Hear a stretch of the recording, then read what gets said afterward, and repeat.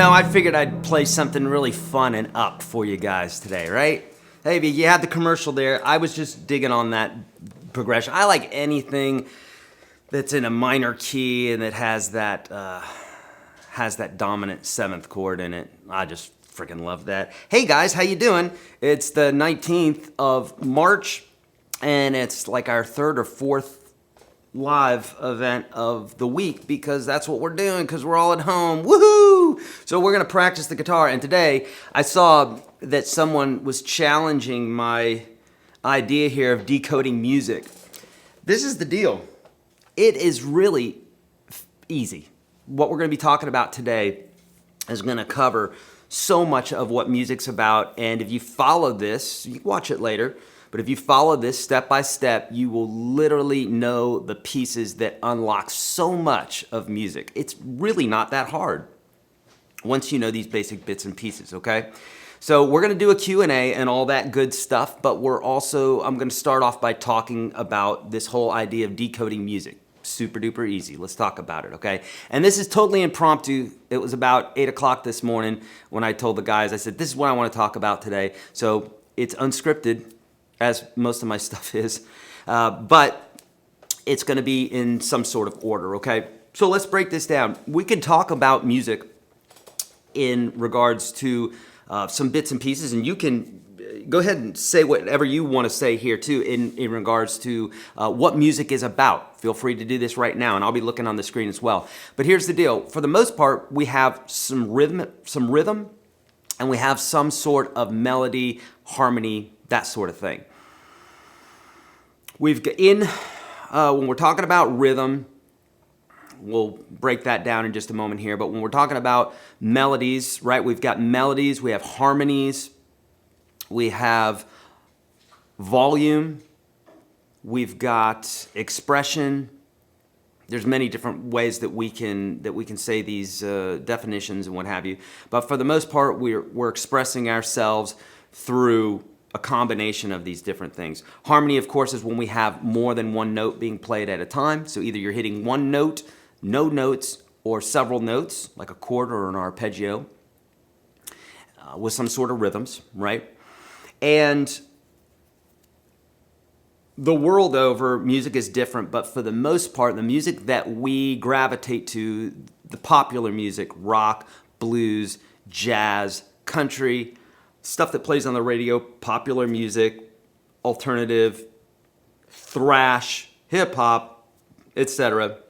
Everything with the exception of maybe some Aboriginal music and atonal 12-tone music, which we've talked about before. We're always, with the exception of those, which you probably don't love, it's going to sound very unlike the modern stuff that you grew up with listening to. And what I mean by modern is anything of the last 200, 300, 400 years here or so. With the exception of that, 99.9% of music is based on diatonic harmony. Okay, so here we go. We're getting into the decoding bit here. So diatonic harmony is that which is based off of the major scale. Okay, let's talk about this, because this is where everything really starts making sense. Okay, we're going to take a G major scale and we're just going to play it. You know this, right? Do, re, mi, fa, sol, la, ti, do, or 1, 2, 3, 4, 5, 6, 7, 1. Okay? You got to know your major scale. If you don't know it, I have videos for it here on YouTube. Otherwise, if you're in UGS, right, you'll know this because you've been through it already, right? It's the same standard UGS that we give out free every single day for you. Links in the description of the video. So we know our major scale, which is built off of intervals. In intervals, the distance between two notes.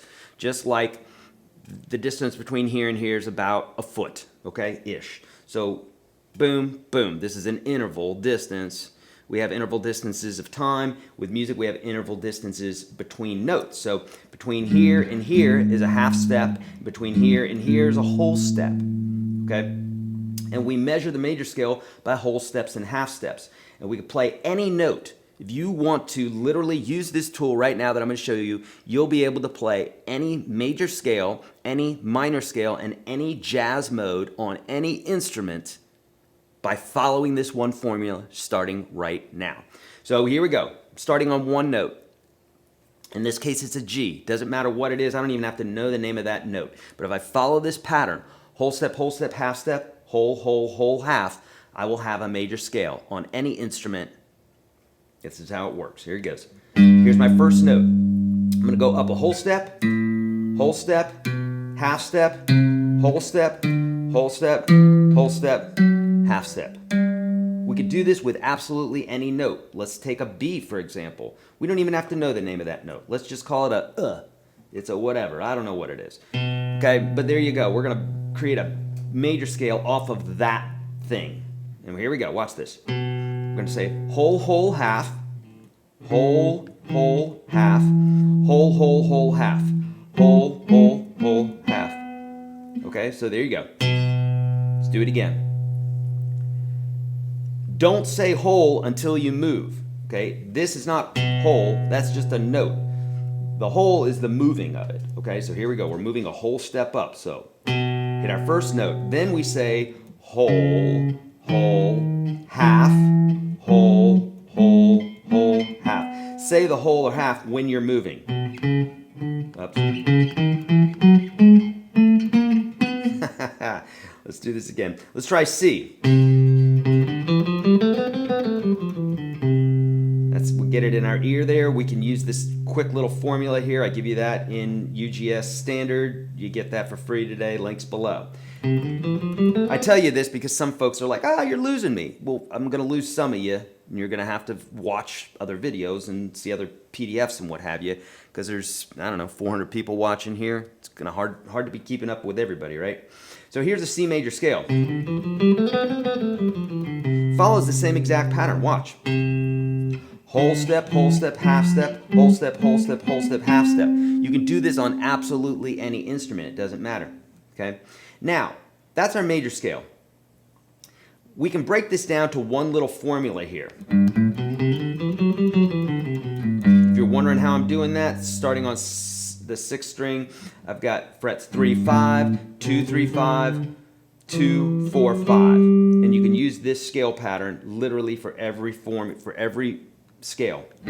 G, G sharp, A sharp, B, C. It's the same shape every single time. That's why I can talk and not have to think too much about it, because it's the same shape. All right? And I'm literally going through all the sharps and flats and all those keys. Unlike the piano where you have to memorize all that stuff, on the guitar you don't. Okay, so now we've got, this is literally the ruler. For people who are like, yeah, I don't want to know about that. Get to the good stuff. Guess what, Jack? That is the good stuff. This is everything. The major scale is hidden in here. Or that is the major scale.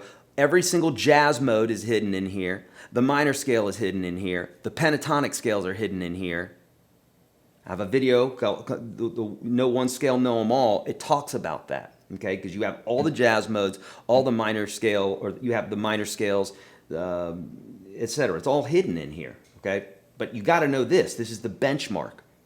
Okay, now that we know that, okay, all the harmony is based off of this as well. So for instance, if we were to go, so a chord is 3 or more notes played at the same time, right? Yes, thank you for saying yes. So if we go, and when we're talking about harmony, we're talking about 2 notes being played at the same time. They can sound nice like that, or they can sound like that. Doesn't matter. They're both harmony. Some might say one is more harmonious than another. So there we go. So usually when we're harmonizing and we want it to sound pleasant, we skip a note within the scale, because if we have 2 notes that are right next to each other, we have this rubbing sound. Doesn't sound too good, but when we skip notes, we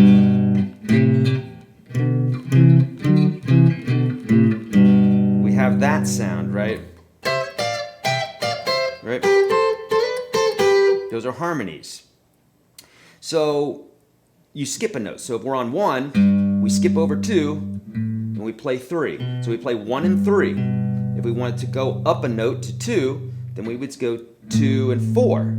So we're skipping over 3. If we wanted to go to 3, we would skip over 4 and we go to 5.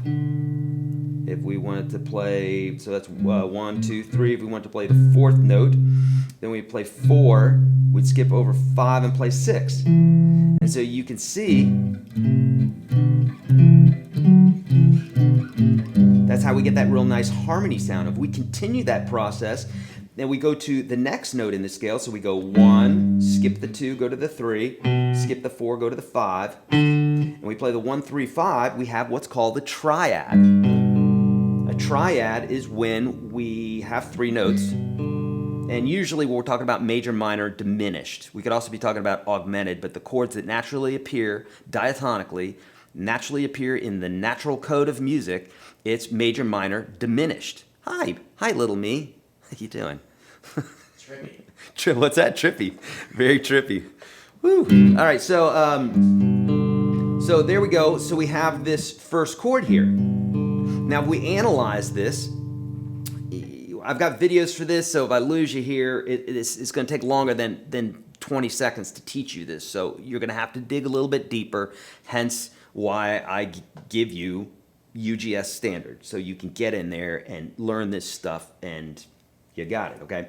But if we follow this process and we go 1, 3, 5, we've got a major chord, okay? And it has to do with the intervallic distances between the notes, right? If we go to the 2 and we play that harmony, the 2, skip over the 3 and play the 4, skip over the 5 and play the 6, now we have 2, 4, 6. This is right out of the scale. 1, 2, 3, 4, 5, 6, right? Then this chord happens to be minor. So the 1 chord's a major, the 2 chord's a minor. If we continue on with this process, the 3rd chord is a minor. If we continue on with this process, the 4th chord is a major. 5 chords major. 6 chords minor. 7 chords diminished, or what we call a minor flat 5. So here's minor. Here's minor flat 5, because the 5 is flatted. Flat means we lower the note, right?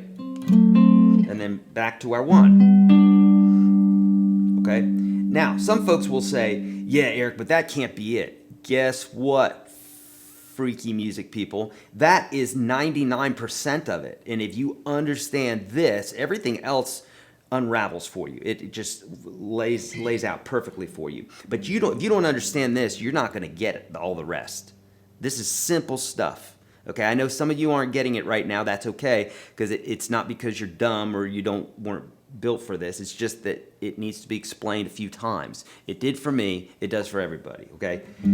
So we have major, minor, minor, major, major, minor, diminished, and major. Now, someone might ask, but Eric, that's G major. What about C major? Same thing. Same every single key. It is the same. It's major, minor, minor, major, major, minor, diminished. We can break those rules, and we do when we get into borrowed chords. I've talked about this before.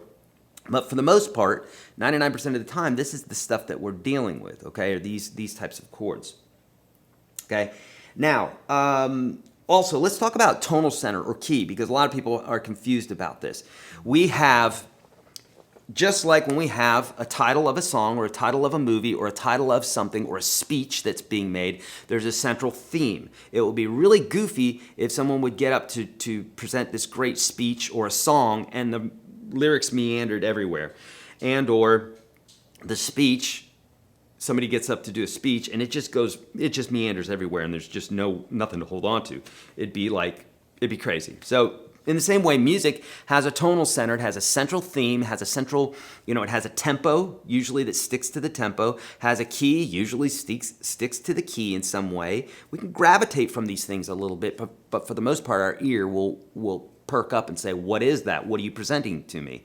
And if it doesn't stay within the confines of what we think is presentable, right, then it's going to lose us. Hence why some people have a hard time listening to jazz and other people don't.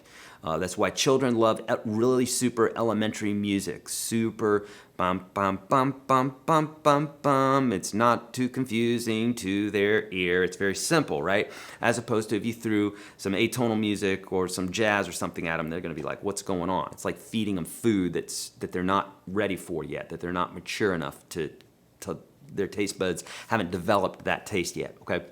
So in the same way with music, that's why very simple music typically keeps us captivated, and music that goes outside of that, we start losing it, okay? And it's all subjective, so there's no right answer there. It's just subjective, okay? So we've got harmony. It's called diatonic harmony. It's harmony based off of the major scale, okay? From there, we got to have that tonal center. I mentioned that. And what I mean by the tonal center is, just like in the beginning with this little thing that I did, that was in E minor, right? I had played this E minor chord, and then an A minor chord.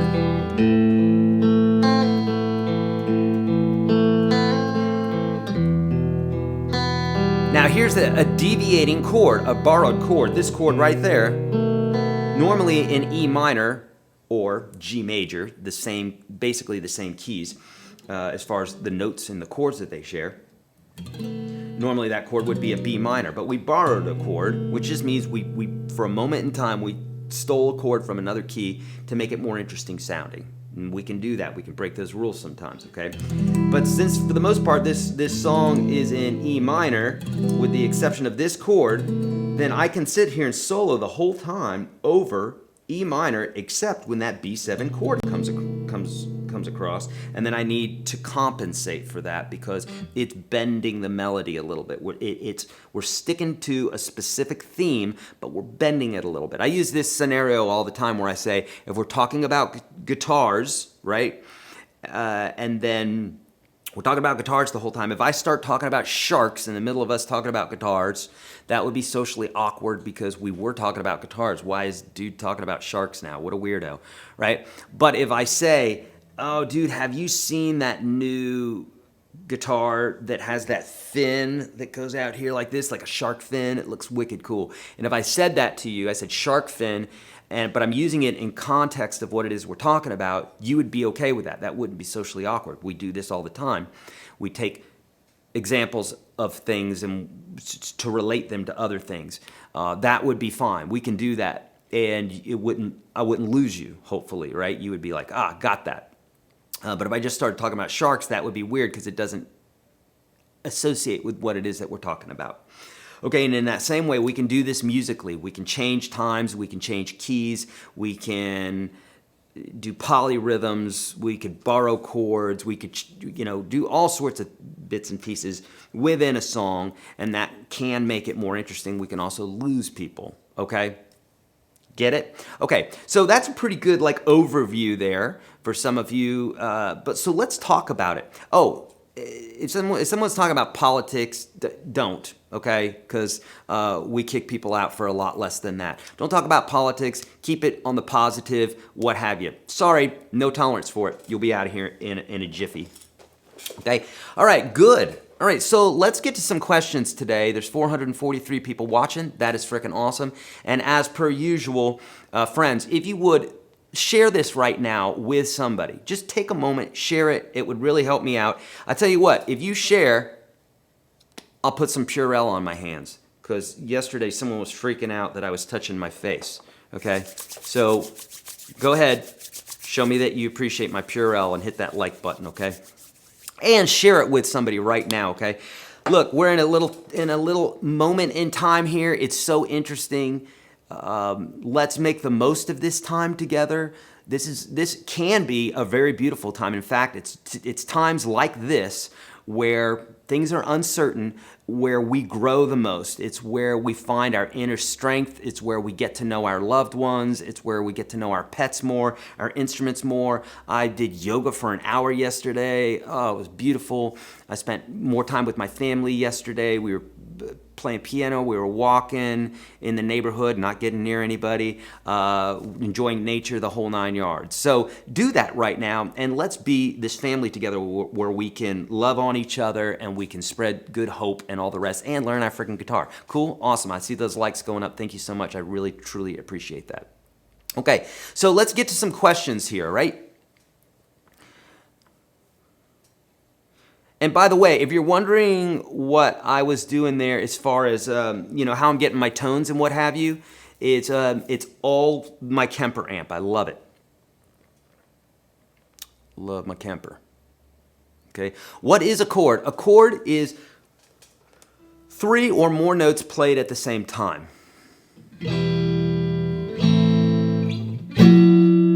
Chord.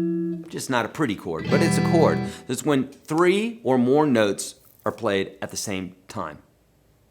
And stop taking things for granted. Indeed, Gregory, right? During this time here, washing hands, I tell you what's going to happen after this is that people are going to wash their hands more.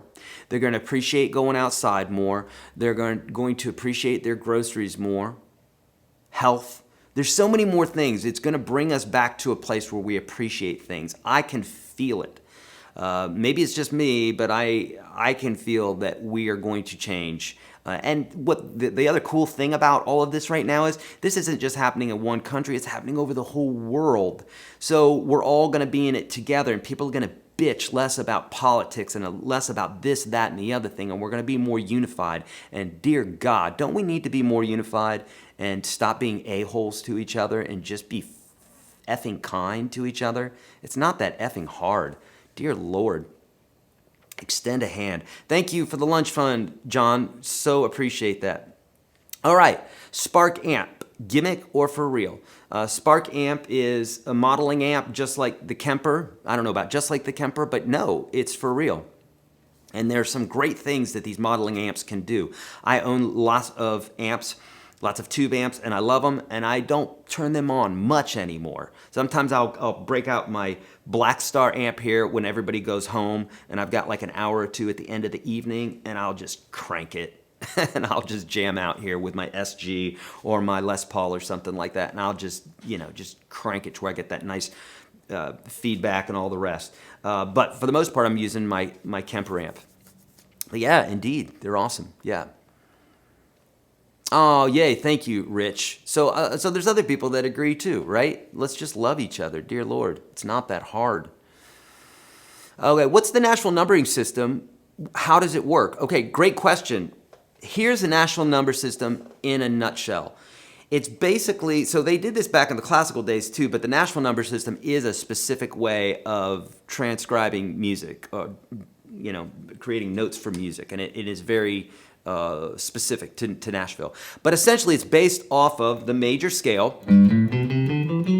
Instead of going do, re, mi, fa, sol, la, ti, do, we say 1, 2, 3, 4, 5, 6, 7, 1. So we name the notes according to the number, easy enough, and then the chords like the same way. So major 1, minor 2, minor 3, major 4, major 5, minor 6, diminished 7, or some people call it a minor flat 5. I'm sorry, a minor flat 5 chord. So a 7, minor flat 5, and a 1. Somehow I feel like I'm saying that wrong. No, minor flat 5, yeah.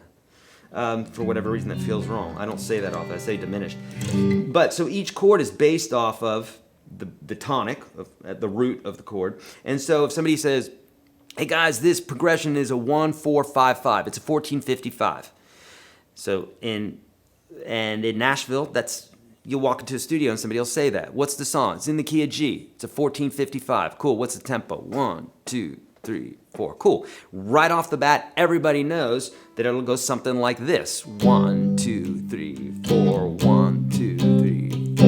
1, 2, 3, 4. 1, 2, 3, 4. Maybe not the feel of it, but that would be the tempo. 1, 2, 3, 4. We got one measure, 2, 3, 4. 1 of the 4 chord, and 2 measures of the 5 chord. 1 chord because it's the G, 4 chord, 1, 2, 3, 4, it's the C, and 5 chord, 1, 2, 3, 4, 5, it's a D. But they typically don't even think C and D and G. Here in Nashville, you don't even have to. You go straight to the number, and that allows you to change the key, put it in, change the position on the neck, so you go 2, 3, 4.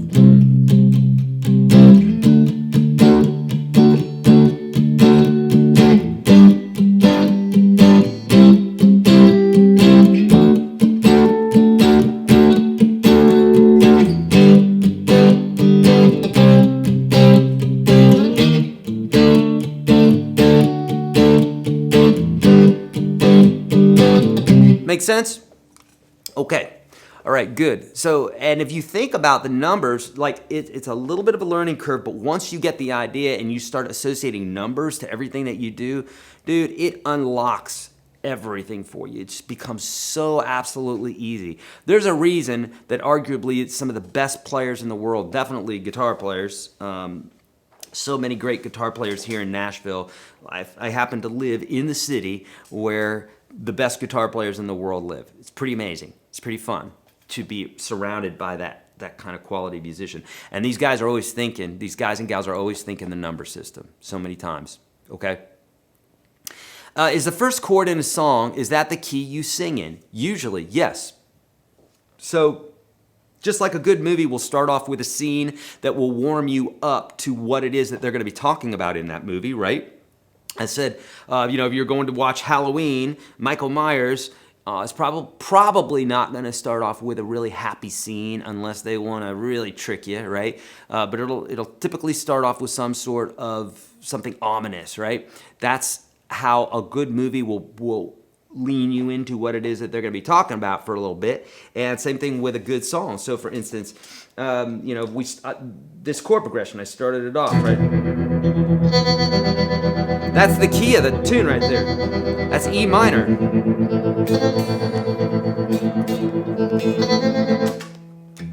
That's, the key of E minor. So I can tell you that E minor is going to sound pretty good over that.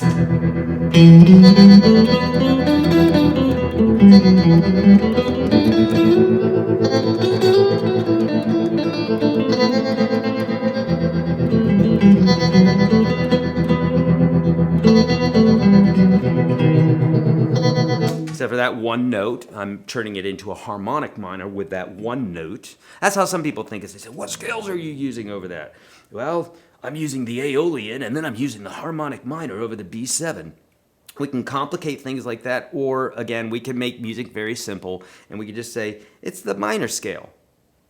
And once that B7 chord comes in there, it introduces this one note. So I'm going to tip my hat to that one chord and just say, hey, I hear that you're playing a new note there, and as a melody player, I'm going to go ahead and say that I recognize that. And then what that does is it makes, just like in a conversation, right? Have you ever heard of mirroring?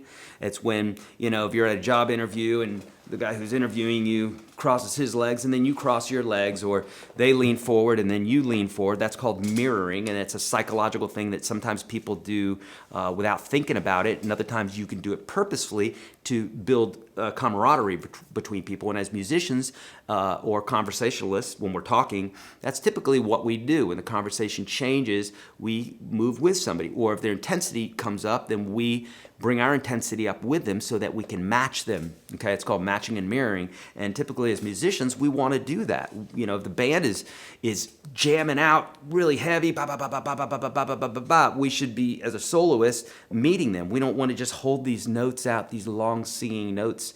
Typically, we'll want to match whatever it is that they're doing. Or in this case here, if it's down, like this tune is, you're not probably just going to be shredding over the top of it. Okay, make sense? Okay.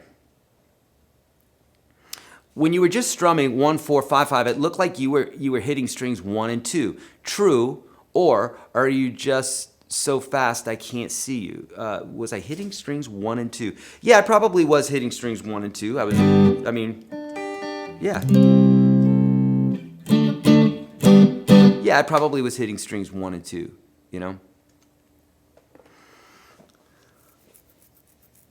Okay.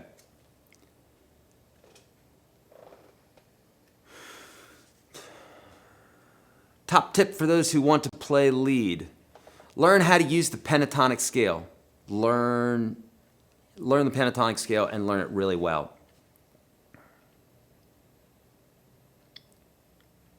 What's the best way to be a lead guitarist? Learn your pentatonic scales, learn to improvise. Keep it real simple at first. I could give you 10 things, but that's the best way. Get really good at using form 1 of the pentatonic scale. Start there.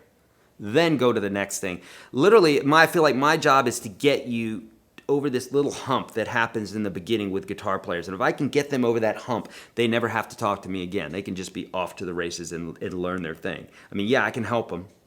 But if I can get you over that hump, that's why a lot of times I give you some simple stuff, because if I gave you 10 things that are complicated, you're probably not going to do them. If I give you like 2 or 3 things that are easy and I can get you over that hump, then you'll come back and you'll say, hey, that helped me a lot. Eric's right. All right.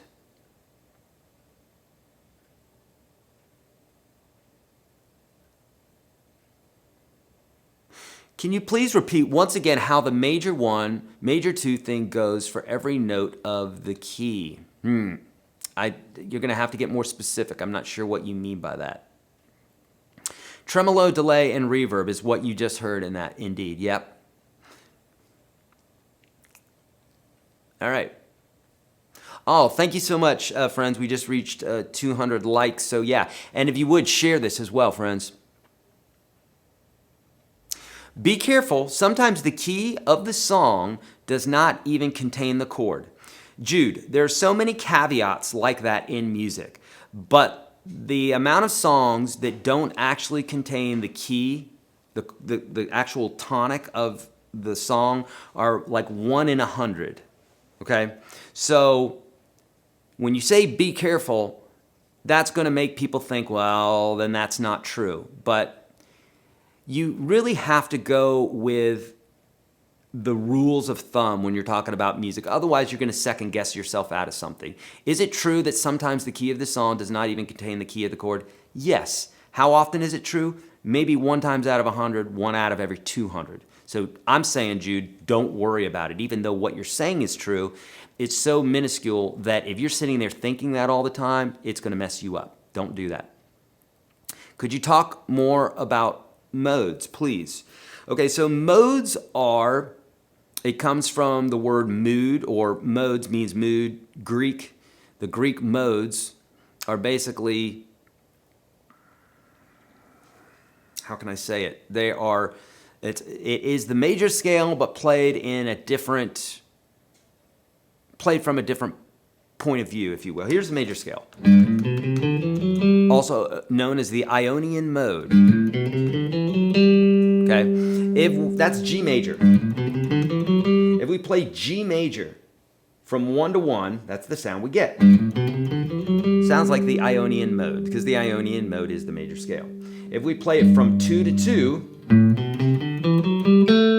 we have the A Dorian mode, but it's not A if we have a G chord underneath it. Okay, so let me give you an example here. So if I go...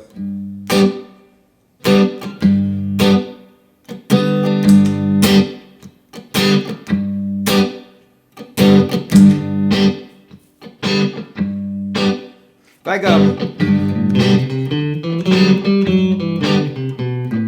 That's G major, right? If I play D, or if I play A Dorian over this, it's not going to sound any different because it's A Dorian, which is the same notes that are in the major scale.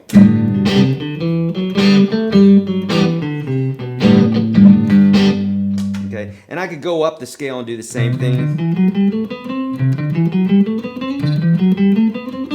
And I could go through all the different forms of the major scale, but because the tonic is changing each time, it doesn't really change the mode. So in order for this to sound like a mode, I would have to play an appropriate chord behind it. So in the case of, if I wanted this to really sound like A Dorian, I'd do something like...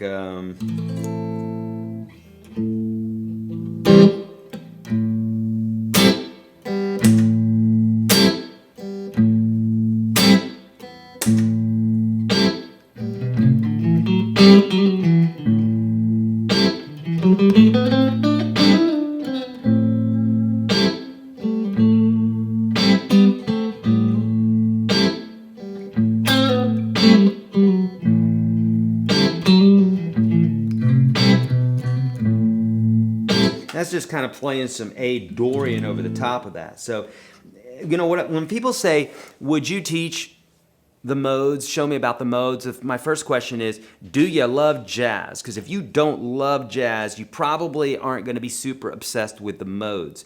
Even jazz players that I know, they know the modes, they know them well and what have you, but they're not thinking modes like you think they're thinking, like, I'm on this chord, this mode. For the most part, they don't do that. Because usually you're only changing a note or two. You can change more than that, but for the most part, you're only changing a note or two. So why not just think, well, what's that altered note? And some of the best guitar players that I've seen that play that way are thinking that way, as opposed to, okay, I have this completely different form now and I need to think that way, because it sounds very mechanical when you're doing that. So, but I do teach the modes inside of UGS, and again, that's free for you today, okay?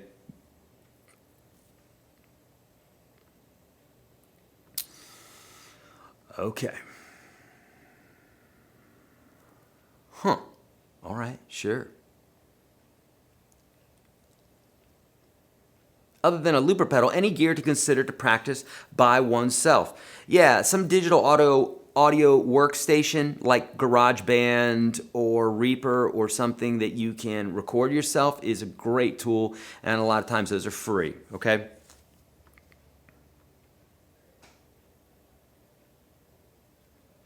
Levon is saying, is there a secret scale that is the base of all the other scales? Yes, that secret scale is the major scale.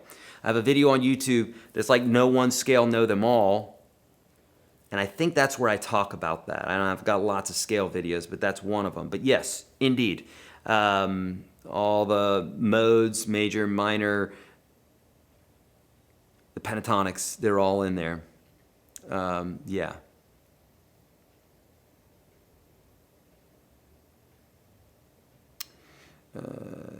Yes, somebody's asking the difference between the Unstoppable Guitar System and Udemy. Yeah, Udemy does not contain everything. Al is saying, sign up for UGS Pro, you'll be amazed at what you're missing. Yes, indeed, there's a ton. What is the most used scale in country music? It's the pentatonic scale and the major scale. Yeah, or the major pentatonic. Yeah.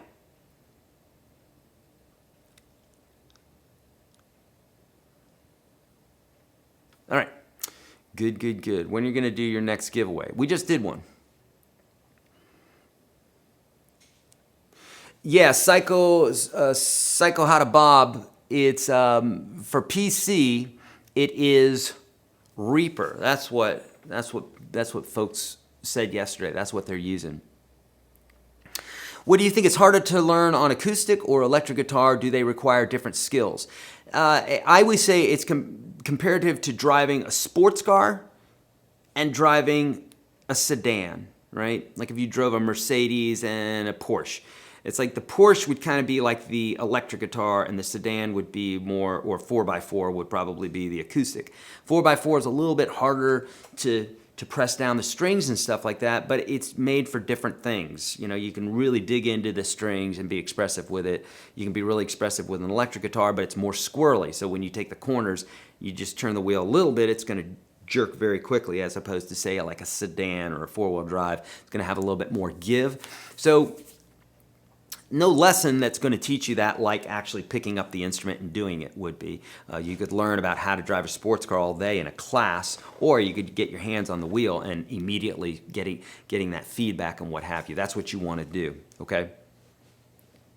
What's my most embarrassing moment playing live? God, I'd have to think about it, but it was the last band that I played with. There were many embarrassing moments because the guys were great, but they didn't practice like they should have. And there were times when we'd get up on stage and we would just kill a song. It'd be awesome. And then the next song would fall apart. And I remember one particular gig, the guitar player next to me, we had all drank a little bit. I drank a little bit, but the other guys in the band would drink. And I remember one time at the end of the night, and the whole crowd was going nuts. We were having a blast, and I forgot what song it was. And my buddy guitar player, who was really, really drunk, I don't know. At the end of the night, he somehow had a ketchup bottle in his hand. He was doing something on my guitar, and it got weird. That was kind of embarrassing. And he apologized the next day. It was strange. Yeah. What's the main difference between jazz and R&B? Please play a couple examples. I'm not the guy to do either one of those, probably. Rhythm and blues, jazz, if you're talking about like traditional jazz, is more mathy. It's more bass and instruments, more mathy is the only thing I can say. Whereas R&B is more, rhythm and blues, and there's typically more singing. It's a terrible explanation, but that's how I would think about it. I think about, jazz as being like Coltrane and Holsworth, and that's what I would think of jazz. Whereas rhythm and blues, I'd think of a little bit more of a poppy version of all that. How to change keys during a song and make it sound nice. So you can use the circle of fifths to make key changes sound more palatable. And so remember, when we're changing keys, we're changing the central theme of whatever it is you're trying to say musically. And when we're talking about going from one key to another, if the key signatures are closely related, the key change will be more palatable, meaning you'll be able to key change and you're going to buy it. The listener's going to buy it. It's not always true, but for the most part it is true. So like if you were to take the key of G, the key of G is G, A, B, C, D, E, F sharp, back to G. So there's only one sharp, it's the F. In the key of C, you have C, D, E, F, G, A, B, and back to C. So if you were to take both of those scales and lay them on top of each other, the C has an F natural, or just an F, and the key of G has an F sharp. So those two keys are very closely related. And in fact, every key has at least 2 other keys that are very closely related to it, and you can go to those. The circle of fifths will help you out with this. I have a video for this on YouTube. Just search circle of fifths.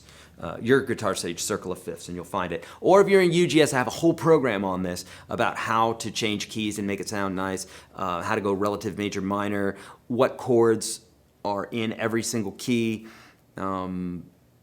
what keys are harder to migrate to in regards to making them sound more palatable.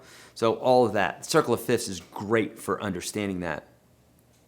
What role should scale playing have in someone's daily practice? Well, Jim, instead of practicing exercises, there's nothing wrong with exercises. I have a whole course regarding exercises, but it's specifically to pull you out of your comfort zone and to get you to do things that you might not normally do on the guitar, which is going to expand your palette and expand your ability to play. But if it really came down to it, if you only had one thing that you could practice, I would emphasize practicing your scales, and probably not in the way that you think traditionally. I mean, it's totally fine to practice your scales. I do this, practice my scales like this just to get my fingers moving and to be practicing something that is useful, right? But this really isn't helping me so much as opposed to putting on a chord progression. We got. So I'm using a scale here.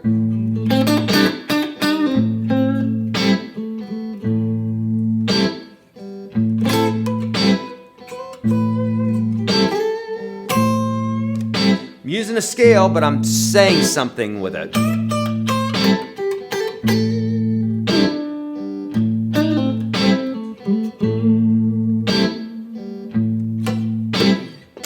Just like if we were reciting poetry, that might be considered just playing through our scales. Nothing wrong with reciting poetry because it gives you a schematic, a flow, a way to talk. It gives you inspiration from somebody else who said something great.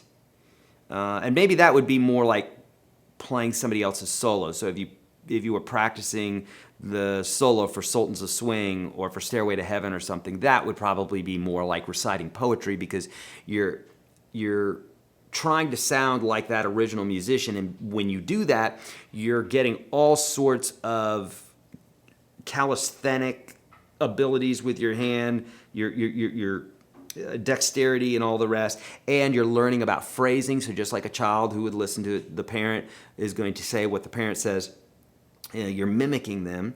So maybe scales would be learning words, vocabulary words that you could use. But if that's what you did all day was learn vocabulary words and you didn't apply them like I had to as a kid, they'd say, okay, your word's gregarious, now go use that word. And then we'd have to fit it into a sentence. And I always thought that was goofy. And then we'd fit it into like 5 sentences, and then you'd forget about it and think, well, that was useless. And then like a month later, you'd end up just saying the word gregarious right in the right place. Wow, that was pretty cool. Some of you are saying, I've never done that before. Yeah, you've done that with every single word that you've ever spoken. One day you started saying it. Before that, you didn't know it, and then you started saying it in the right context. So yes, in fact, every word that you've learned is through that same context. So, but if that's all you did was focused on just learning a word and you didn't actually put it into context, that's not going to help you very much, right? So in the same way, scales, sure, add them to your practice, but the quicker you can get them into becoming part of you and part of your vocabulary and what it is that you say, the better. Otherwise, you're just playing through a scale. And I don't know of any musician who's ever made a living or moved souls by playing scales. They play phrases and they speak with those scales. It's like a hammer. A hammer, you could go buy a hammer at Home Depot today and put it on a table and it's not going to do anything, but that hammer could go build 1 million houses that would help the world, right? Cool. If you play worship music, could you do more videos? Olivia, I have played worship music, in church and what have you before, but music is music, so it doesn't matter whether it's worship or anything else. It's the same chords, the same scales, anything else. So jump into the stuff that we're doing right now, any of it. It's the same. There's not like worship music and jazz. I mean, there is as far as stylistically, but it's the same chords and everything else. And worship music is more just like, you know, very, you know, big tones like this.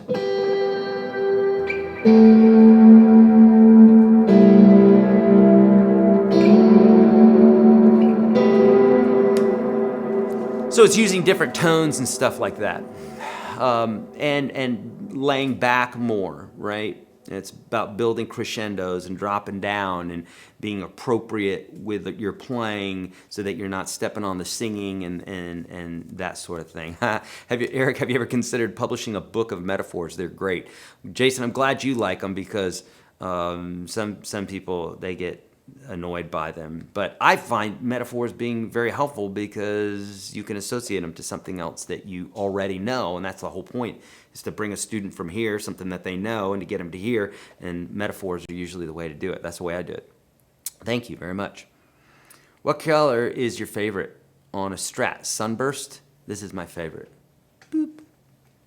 Yeah.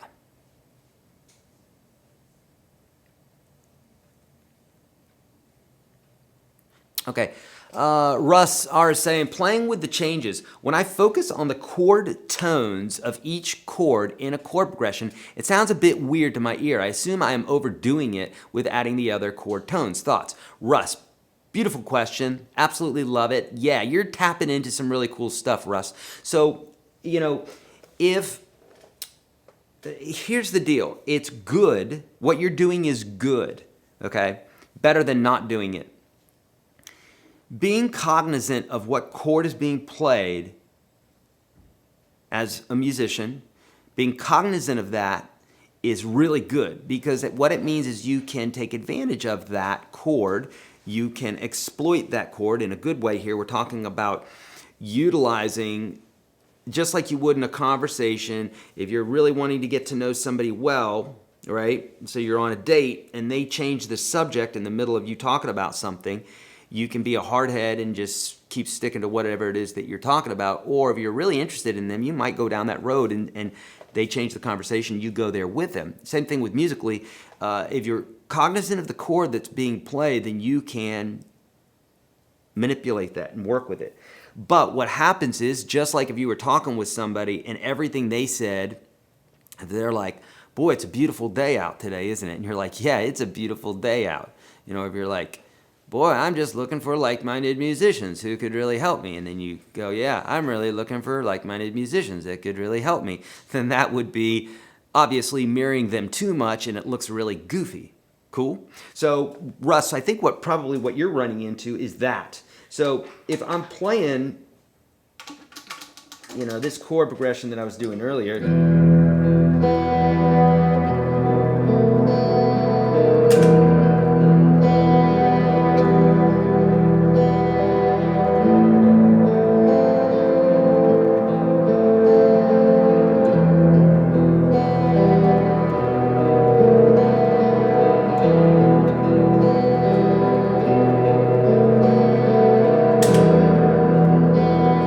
so if I took that chord progression, which is E minor, A minor, and a B7, and if I was just like, okay, I'm just going to play the chord tones all the time on this, then it would sound a little bit like all the same notes coming up all the time, right? So let's do that. So I'm just going to like really emphasize a lot of the chord tones right now and not step out on the edge and create a little bit of tension. So I'm just gonna like arpeggiate and what have you, and you're gonna hear it's just kind of like a little bit too sterile. Okay, so I'll use an E minor arpeggio, an A minor arpeggio, B7 arpeggio, so that or B arpeggio, so that it sounds very deliberate here. Okay, so here we go.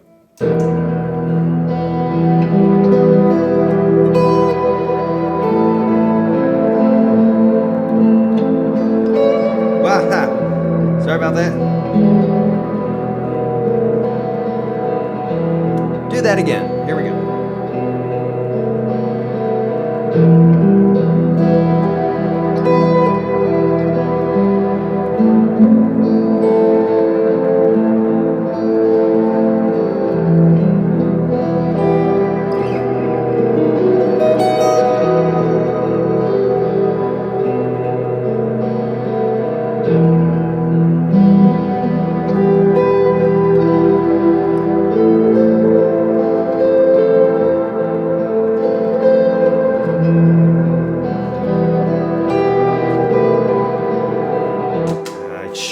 chord progression, but you get the idea there, is that you got to go out a little bit on the limb. So Russ, what I suspect is that you are playing a little bit too much on the chord. So instead of doing that, what you may want to do is create a real simple chord progression so you're not having to think so on top of the chord. Or you could do the opposite too, and you make the chord progression a little bit more complicated so that you can't do that. And then this way, you're just sticking to your scale. What I do usually is I will have a scale or a section or a part of the neck that I want to emphasize some bits and pieces, and then when I need to emphasize the chord, I'll do that with a note or two, but not think about just like going through a whole arpeggio. It can be done, and it can be done effectively, but it can also sound like you're overdoing it a bit, you know?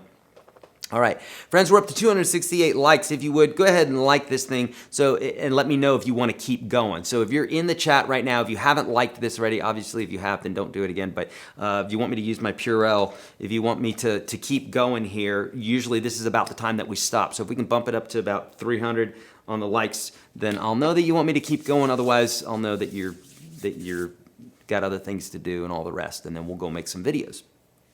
Okay, cool. Yeah, it sounds very much like Nothing Else Matters what I was doing there, doesn't it? Yeah.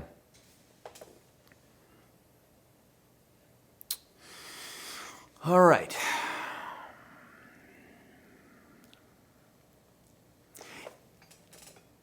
This is, yeah, Jason, this is a 65, yeah. Has it been refinished? No, it's not. And if you saw it, can you do a close-up on that, Mike? There's definitely some chips here and what have you. It's definitely been chipped up a little bit, so it's definitely not new. You see that the neck has all that kind of gum on it and what have you. But for the most part, it's in pretty good condition. But if you were looking at it straight on, you'd see that it's not a museum piece, but it looks pretty good. And I'm fine with that. I don't really want it to be a museum piece. I want to be able to play it, and if I were to put a scratch in it, I'm not going to be like, oh God. It's meant to be played. So thank you, Mike. My family is doing fantastic.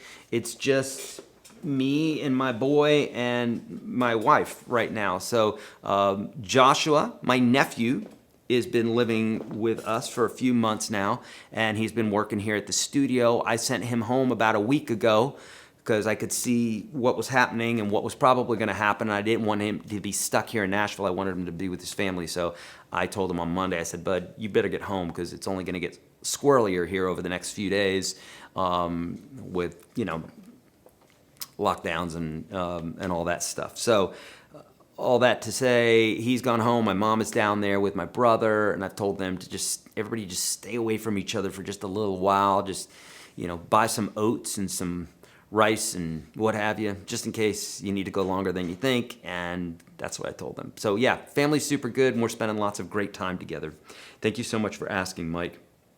It's a great time, friends, to get close to your family and to get close to do those things that you have needed an excuse to do. Read that book, start meditating, start doing yoga, start working out more, start eating right, start reading some stuff that you wanted to read before, get close to your mom or dad, your family, whoever. Go inward, close your eyes, get quiet. There's so much to do right now, that we don't normally get to do. Pipes McGee saying fingers 1, 2, 3, 4, frets 1, 2, 3, 4, fingers parallel with frets. Can't do it. My hand's not built that way. Is there a trick to it or another way? Pipes McGee, you can do it.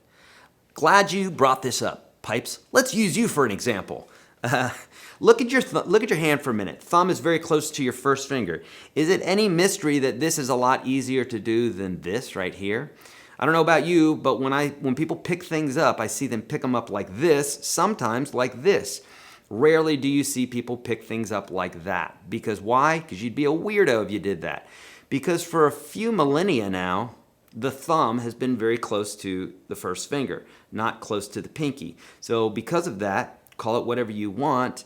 I don't care what word you use, evolution, whatever. I don't care what word you use, just training, just whatever, your ancestors, it's built into you from years. So your thumb is so used to doing this, but not used to doing this, okay? So, Pipes McGee, everybody in the chat, including myself, had issues with the pinky and the third finger. That's why I have exercises for you inside of UGS, okay? And you can get into UGS Standard for free today. The link for that's in the description of this video, okay? But you've got to do it. You're no different than anybody else here. You are different, but what I'm saying is in regards to that, it's not you that sucks. It's just that your pinkies, our pinkies, everybody's pinkies are not used to doing that, so you gotta train it. So there's no way around that. Unless you're going to be the guy who just plays with fingers 1 and 2. Don't be that guy or that gal. Don't be that, because you're going to suck. You're not going to be able to do lots of stuff that you could do, you know? All right.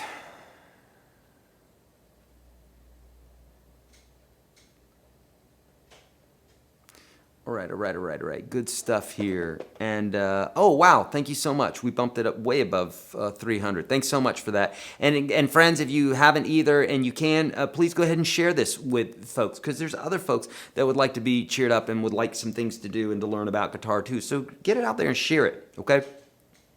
Is there software where you can download an MP3 and strip out the guitar, then practice those licks?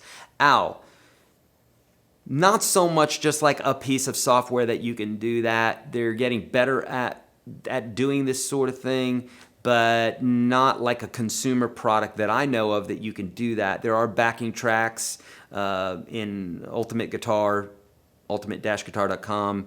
You can do that sort of thing sometimes, you know? So someone's asking, is my bridge flush with the wood? It is. So if I pull up, it doesn't change the pitch. Okay, someone's saying how to do sweep picking and 8-finger tapping. I've got videos on sweep picking. It just takes practice. You got to learn the patterns, but it really is just working the patterns. So I always suggest doing like a 3-note sweep, or across 3 strings.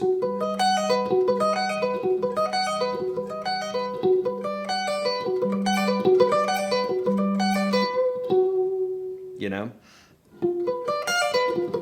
So this would be major, or sorry, major,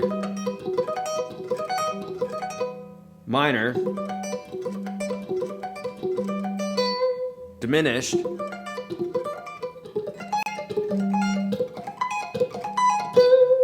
okay, and I teach all that stuff inside of UGS, but you know, the key to that is to go very, very slowly. There is no guitar player who you think is amazing who started off playing this stuff fast. Zero. So you stop doing that. You guys stop trying to play fast out of the gate without doing the work. Okay? Sorry, but it's lazy and you're insulting the people who have gone before you who took the time to do it right. They all took a long time to do it and did it very, very slowly. I'm also kind of tricking you into saying just take your freaking time because everybody else did before. Why are you trying to be God on the guitar? Or whatever, a God on the guitar. You got to learn this stuff, and it takes time, and you got to go slowly, and you got to learn it the right way. Same thing with 8-hand tapping. You see these guys doing these bits and pieces. 8-hand tapping is very difficult these days. Running around with 2 hands, but 8-finger tapping, right? You see some guys really doing that. In fact, Daniela Gartado, which hello Daniel, if you're watching this or end up watching this sometime, great guitar player, fantastic, and I want to actually have him here and do a course with him at some point. But he's amazing. You can check him out on Instagram. But he's really good at that sort of thing. That just takes practice just like it would anything else. There is no shortcut to any of that stuff. It's just digging in.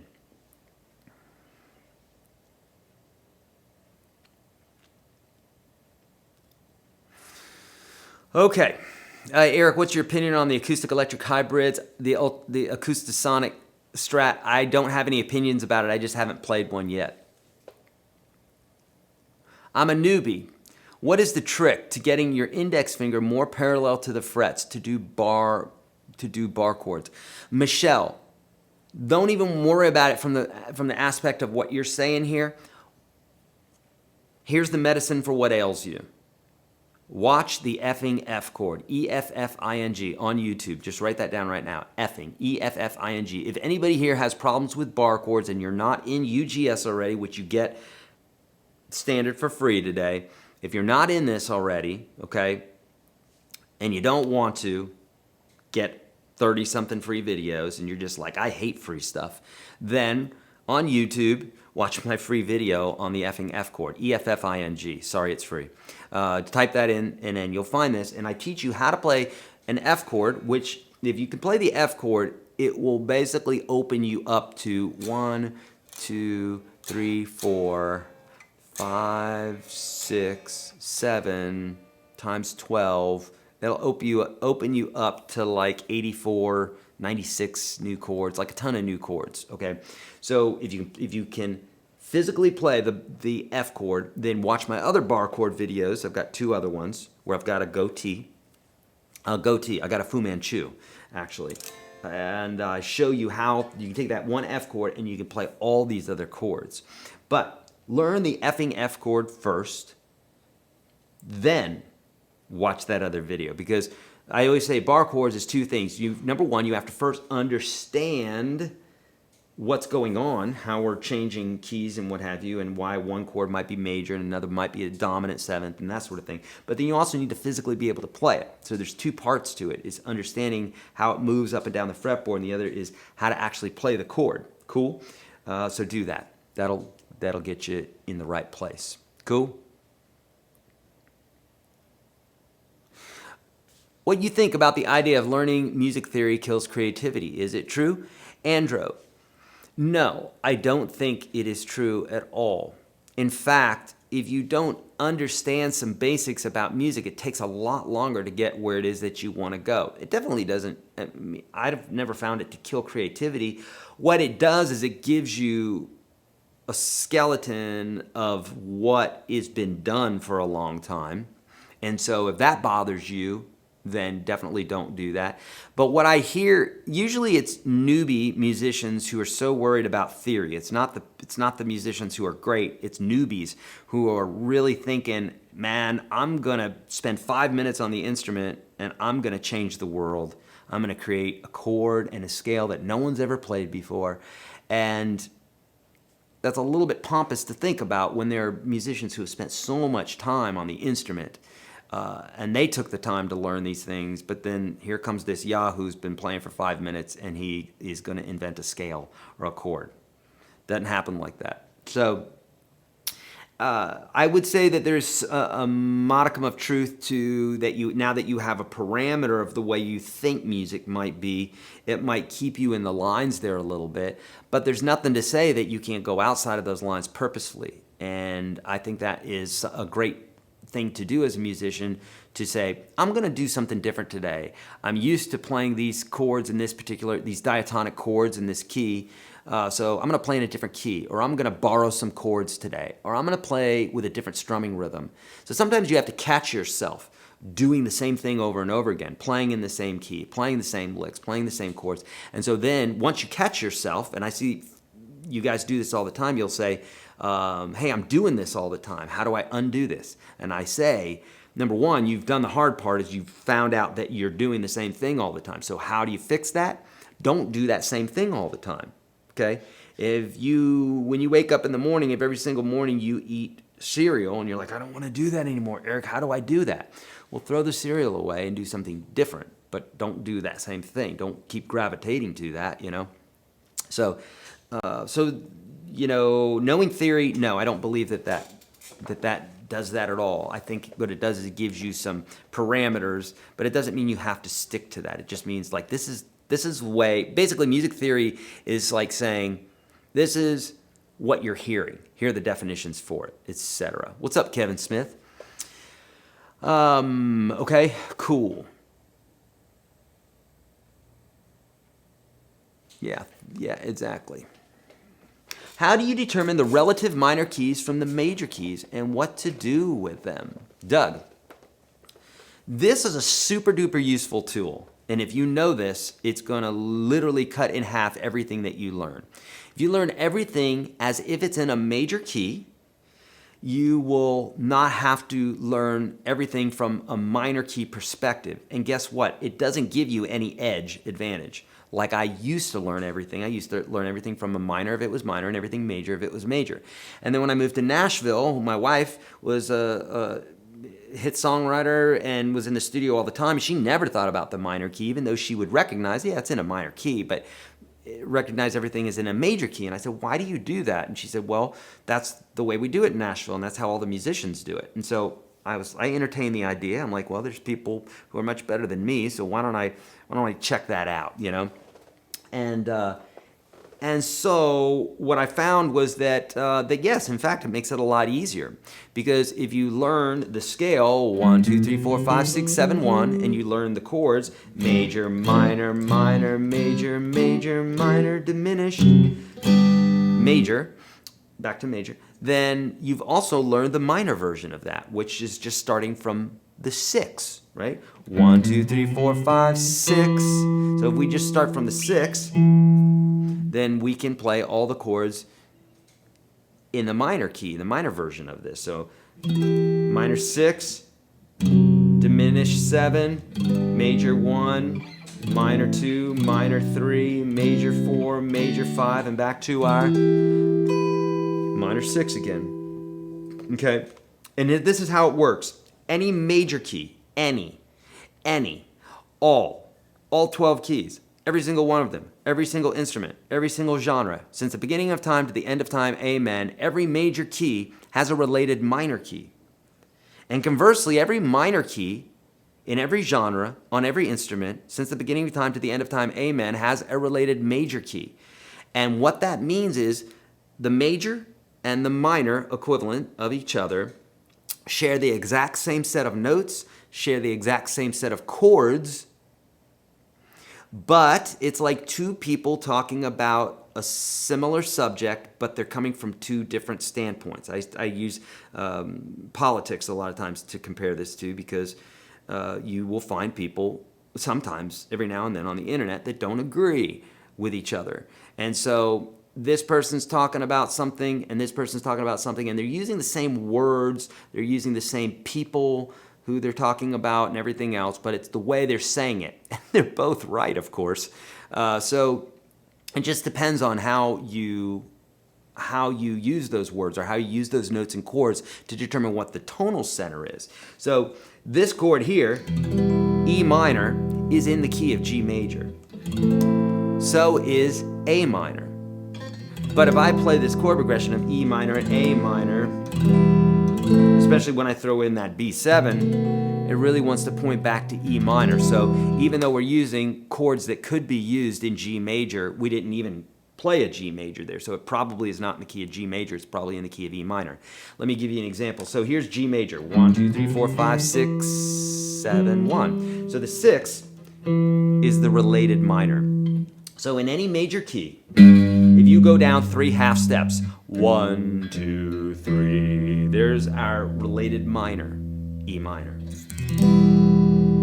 And in any minor key, if you go up 3 half steps, you'll find the related major. So here we are, E, and we go up 3 half steps, 1, 2, 3, there's a related major. So it's safe to say that in the key of G major, the related minor is E minor. If we're in the key of C major, go down 3 half steps. Here's C. Let's go down 3. 1, 2, 3. That's an A. So C major's related minor is A minor. If you're in the key of A minor and you wanted to find out what the related major key is, you go up 3 half steps. 1, 2, 3 to related C major. Pink Floyd does this. in Comfortably Numb, right?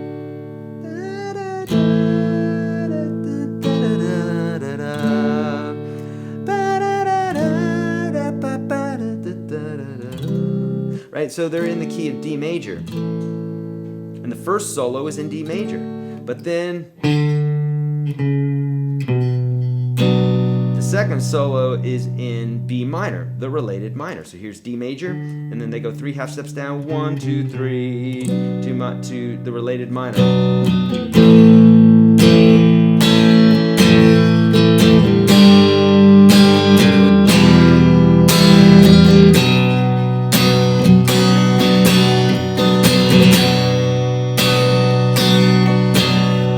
Now watch this. I'm going to show you something really cool here.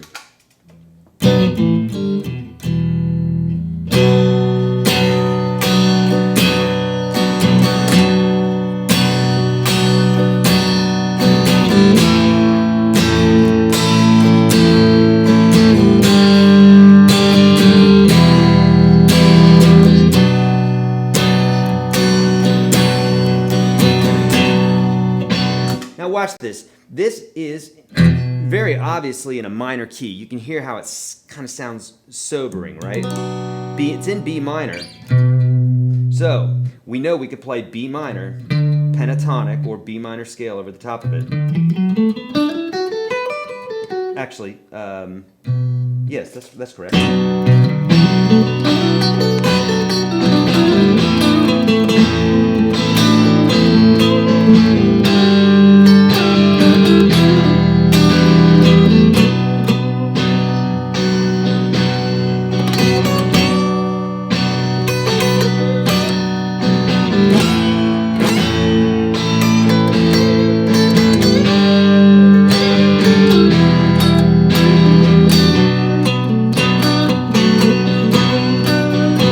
So we got B minor there, and I'm using B minor pentatonic, right? But let's, just for being goofy's sake, let's say I'm not playing in B minor pentatonic. I'm gonna play in the related major key, 1, 2, 3 of D major. So now I'm not gonna play in B minor anymore. I'm gonna play the D major pentatonic scale. Now listen.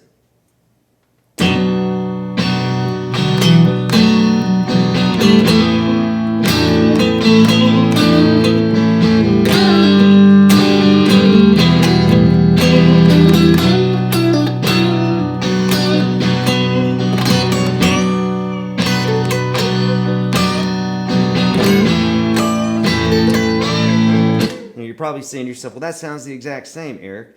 Well, you'd be correct, because we're using the same sets of notes, and that's why it sounds the same.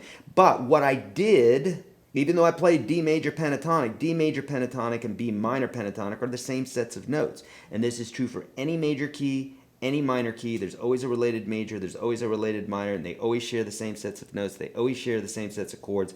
But the way that you play them will determine the tonal center. So, I mean, I could have played that scale and really emphasized the D a lot, and it would probably sound not quite as convincing. Even though I'm playing the same sets of notes, it would sound like I'm leaning more towards D major than I am B minor. But the chord progression is so strong that it's really gonna lean towards B minor. As I always say, it's like having a background. Like imagine your chord progression as being the background. If in this background right now, it looked like I don't know, if it was like pots and pans and food and a cooking show. If it looked like a cooking show behind me and I'm sitting here with a guitar, you're going to be really distracted by all the cooking stuff in the background, right? So in the same way, that chord progression is so strong, it wants to lean you towards B minor, so it'd be really hard to play something that didn't sound like B minor over the top of it, even if you were really trying to play D major-ish. Cool? All right. All right. Oh, my butt's hurting, friends. All right. Over 400 folks in here, and we're still going strong. Thumb this up. If you guys can thumb this up to 400 before the 12:30 mark, I'll keep going, because it's letting me know that you guys want to be here. Cool? All right. Friends, very quickly, let me remind you that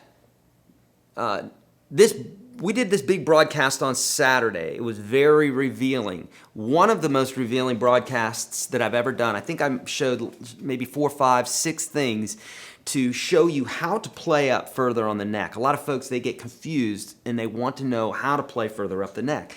And I show you a bunch of tricks, a handful of tricks that are really rock solid that will help you to understand how to play up the neck. And so many light bulbs were going on. In fact, if any light bulbs went on for you, please let folks know in the chat so that they can check that video out, because they may not believe me. This may be their first time and they don't know who's this Yahoo. But if you let them know, then they may believe you, because I want to help them out, and that video is going to help a lot. Not only do I have that video from this weekend, which was 1 hour of lesson and 3 hours of Q&A, I also gave you 28 videos and a PDF for free that would teach all this stuff to you. So, okay. Now, the reason that we have, a couple things. Number one, I'm giving you a ton of stuff today. Not only am I giving you those 28 videos, but if you want to get into UGS Standard, you can get in there for free, and you're getting 30 plus videos. So altogether, you're getting like 60-something videos and a ton of PDFs that are going to help support and build your foundation as a guitar player. So I'm giving you tons of free stuff today. Okay, so if you never see me again and I can give you this free stuff to help you be a better player, then good, then I'm happy, okay? We have plenty of folks, paying folks that are inside of UGS. I'm not asking for your money. But if you want to take advantage of UGS, if you want to be part of this community, the literally hundreds of thousands of people that are now inside of UGS, hundreds of thousands, I'm not exaggerating. We've got tons of folks in there, and they're learning from each other. They're learning from me. I answer questions in there every single day. They're answering each other. It's a beautiful community of folks. A step-by-step process of learning guitar. It's a great time because you got the time right now to dig in here. And guess what? It's 50% off a lifetime membership. So normally it's $400. It's under $200 today. It will end at midnight. Number one, 75% off of everything else, okay? So if you've ever wanted to learn guitar and you're feeling that nudge, now's the time to do it. And you'll find the link is right below. If you're unsure, number one, look at the stuff that everybody's saying in the chat here, number one. Number two, if you're unsure about it, not only do we offer a 30-day money-back, 100% money-back guarantee, you can say, I hate it. I don't like it, Eric. I'm learning too much. I don't need you anymore. And if you got out before 30 days, then we will give you 100% of your money back, no questions asked. Not only that, we have other ways that you can check out the course, like UGS Standard, where you pay $0 and you just check out the course and get into the console and ask questions and be with other musicians and what have you. But we also have a $1 feature where you can check the entire enchilada out, over 1,000 posts. Courses from me, courses from Robbie Calvo, RJ Ronquillo, the whole Jeff Duke. We got tons of stuff in there. So check that out. We got lots of different options for you, okay? As well as like 1,300 videos here on YouTube. So, and all the live stuff that we do. It's an ever-growing program. I could go on and on and on about it. I won't. It's available for you. Otherwise, go ahead and take advantage of the free stuff. Please, at least. I want to teach you some stuff, okay? All right. Holy cow. You guys are amazing. We are almost up to 400 likes on this. That makes me feel good. Okay. How do you make a note ping sound? I don't know what that means. Ping sound. Harmonic. What's that? Probably a harmonic. A harmonic? Oh, yeah, probably. Thanks, Mike. Is that what you mean? Sure. Ping. Thanks, Mike. Is that what you mean?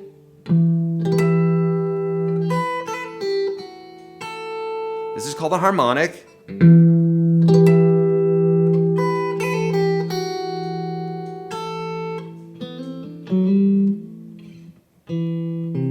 Something like that. So at the 5th, 7th, and 12th frets, and 15th, and 17th, you could do them there as well. But 5, 7, and 5, 7, and 12 are the big ones. But technically, you can do them all over the neck, especially if you have some raging overdrive on, right? Then you can get those sounds. I have a video for this, both in UGS and on YouTube. Just search YourGuitarSage Harmonics. Andrew, welcome. This is your first time to the live webcast. Welcome. Roundabout.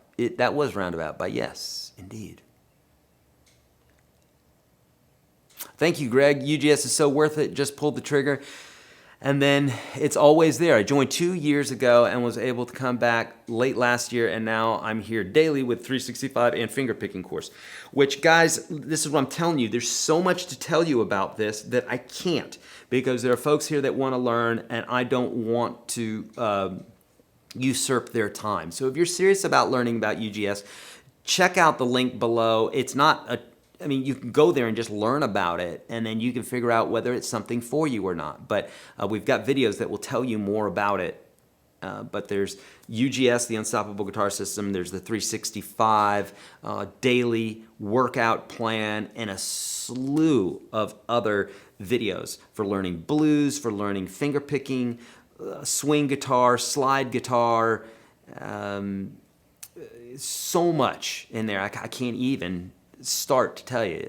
I'd spend an hour and I'm still not even going to be able to tell you it all. Loretta's saying, what's the difference between UGS and Pro? There's UGS Pro, there's UGS Classic, and there's UGS Standard. Essentially, UGS Standard, we're allowing you to be in for free, so you can join UGS for free today using UGS Standard.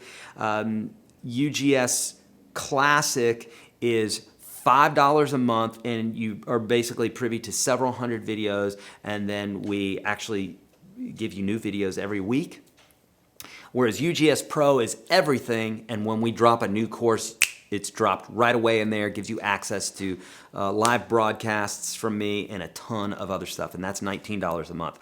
Or you can just do a lifetime membership and be done with it, and until midnight tonight, it's half off, so under $200 for a lifetime of lessons. Or do what people do sometimes when they visit me here in Nashville. They spend 1 hour with me, and it's $200. So, which I don't suggest doing because that's really expensive, but my time is short, so it makes way more sense for me to make videos, so I have to charge that in order to keep more people from taking lessons from me. I've had a few people really take advantage of that before, those one-on-one lessons, and they did really good, but for the most part, people don't, and it makes me feel bad because I can't not charge them. I'm there. I could be making videos, so that's why I do the courses. So get in the course. Don't get a one-on-one lesson with me, okay? Thank you, Ruth Ann. I'm glad you liked the Saturday broadcast. Yeah. Thank you, Nick. Delzano, and by the way, yeah, I'm going to keep going here because you guys definitely popped it way above 400, so we're going to keep going here for a bit. When playing triads, do I just focus on playing the triad strings only, or include other strings? Just include the triad. Don't play the other strings, because usually they're not going to harmonize in the same way. Okay.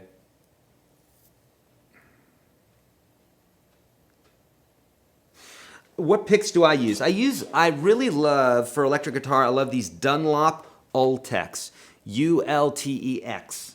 Dunlop Ultex, and this one is a .88. I have other ones that are slightly thicker, and that's what I love for electric, because you can just play them forever, and they don't wear out like a typical, those Tortex type picks do.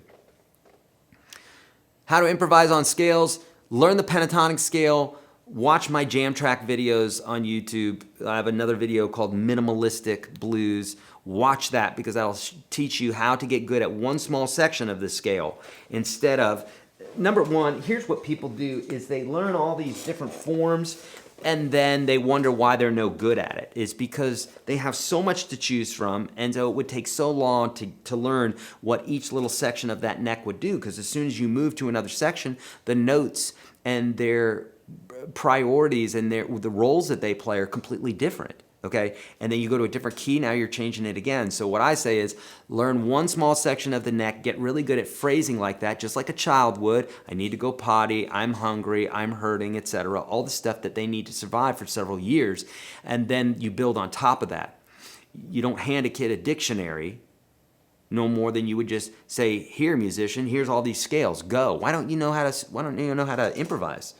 Well, why would they know how to improvise? The way that we learn to speak is we learn to mimic our parents. In the same way, you should learn to improvise and to create solos by mimicking or taking small little phrases and then getting to understand what they mean to the music, and then you build that foundation from there, and everything else starts unraveling for you very easily, okay? Bryant's saying, Unstoppable Guitar System is even for longtime players, helps remind you of the things that you've left the brain many years ago, shows you things you did not know you did not know. Yeah, thank you.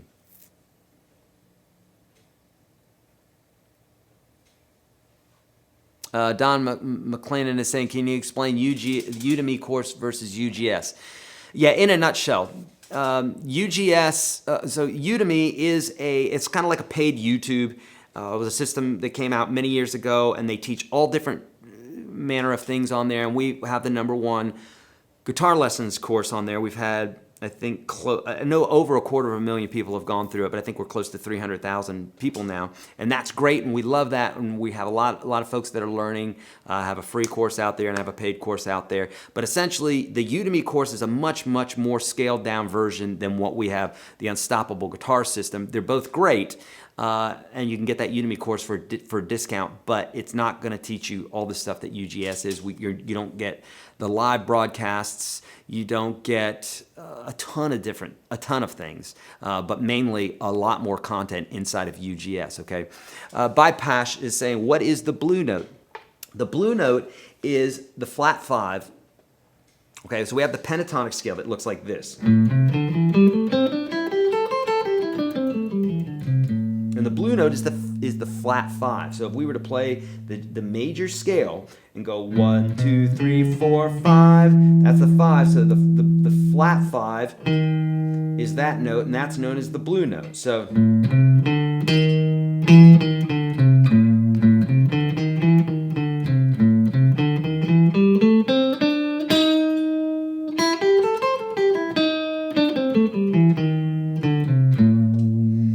So, if we play just the pentatonic scale,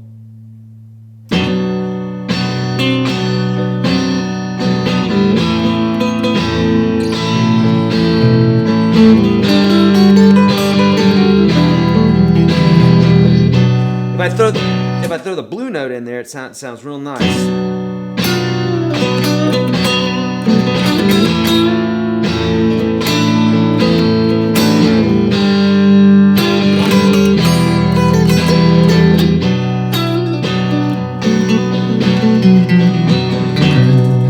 It just adds a little bit of cry, a little bit of sadness to it that sounds kind of bluesy, right? All right, cool. Ray is saying, sorry, I missed the previous videos. Are they still available? Yeah, they are. Anything we do live here is almost always available afterwards, you know? The C-Man 962. I took advantage of the 50% off lifetime. It's cheaper than the 1 year at $19 a month and lots of info. That's true. 100% true. So take advantage of it.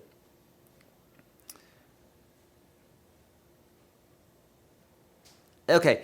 Wrote a bridge in double harmonic gypsy. Does the solo have to be in the same? Tips on how to diverge and still sound good. I'm not sure what you mean, diverge and still sound good. But Jason, yeah, whatever's happening in the foreground should be happening, or whatever's happening in the background should be happening in the foreground, just like a conversation. It's like two people talking. That's music. Two people talking. And if two people are talking about two different things, it's a cacophony of craziness, right? As opposed to you talking about the same thing, music, the background and the foreground should match in some way. They should be in the same key and in the same tempo and in the same vibe and that sort of thing. So even if you're in the same key and in the same tempo, if you have a blues progression happening and on top of it, you're playing the blues scale, and you're playing it in the right key and with the right tempo, but you've got this shred type tone, and you're playing shred over top of it, it's still not going to sound in the same way, right? So you want that conversation to, I mean, you don't have to, it's all subjective. You could make it sound totally shred, or do something different. You could play a bunch of jazz notes over blues, but then you're not going to sound, then you sound like shreddy or jazzy as opposed to bluesy. If you watch some of the great players that I have on here, like RJ and Corey, those guys will mix blues and jazz and country playing all in the same thing. It's like a hybrid type sound, and that's great. That's fantastic. If you take somebody like Stevie Ray Vaughan playing blues, he won't dip his foot into the jazz section. He won't pull jazz notes out, even though he probably knows, and he won't really put any country in there too. He sticks to like traditional blues. It's just a different way of playing. Not one way is right or another way is wrong, but for that specific thing, it'll make it sound more bluesy, or in the case of those other guys, they'll make it sound more hybrid, where they're pulling in some different genres. It just depends on what you want to do. Looking around in UGS, are there tabs for songs in there somewhere? We have tabs, all sorts of tabs for like exercises and what have you, but all my songs I teach on YouTube. Okay, and a lot of times we do have tabs in those new videos. Yes.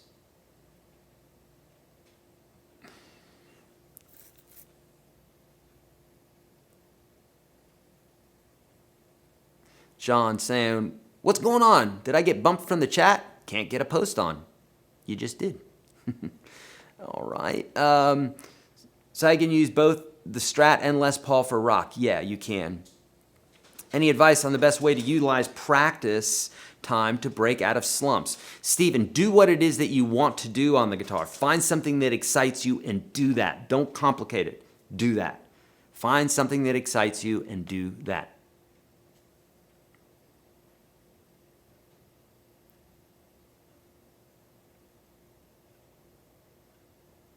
Okay, good. Oh, thank you, Jason, for posting that link. How does licensing work with playing artists' songs or using equipment on your show? So licensing, as far as like, if we play a song that is commercial, then we typically get hit with some sort of copyright infringement thing that says, you shouldn't do this, and we're going to claim that video. And so they'll claim the video. It's just like a smash and grab that the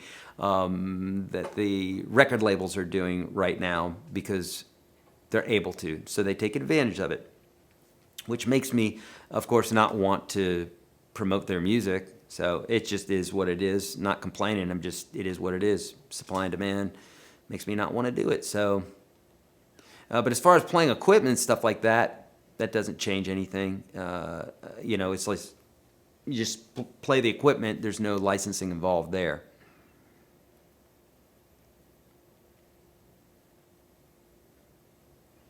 All right. Good stuff. We'll go, I'll tell you what.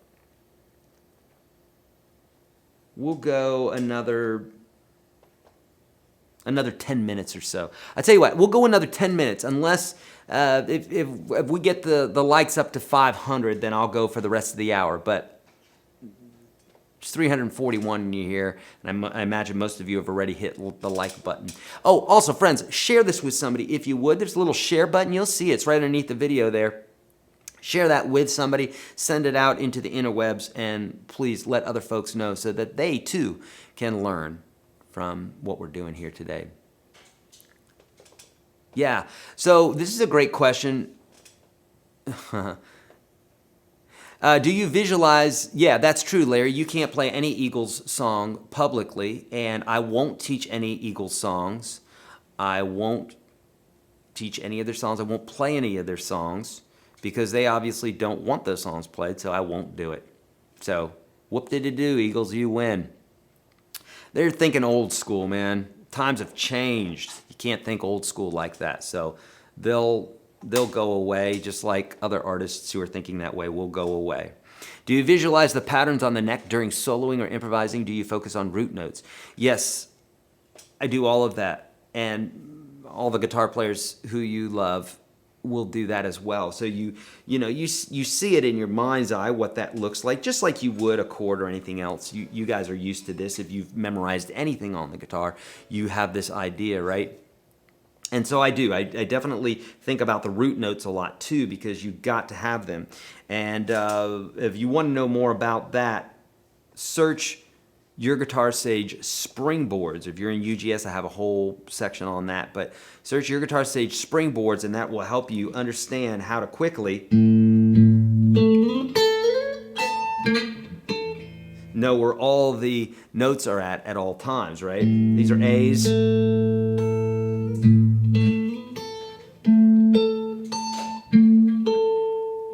This would be one if I had a fret there, but that goes to show you how quickly you can identify all the notes on the fretboard at any time, and that's your home base. If you know where that note is at, all the other notes kind of move around with it.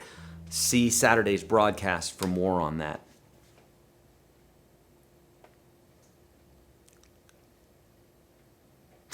Email the Eagles and tell them to take it easy, yeah. What do you need to know to become an advanced guitar player? You need to practice a lot. The more you know, the more advanced you become.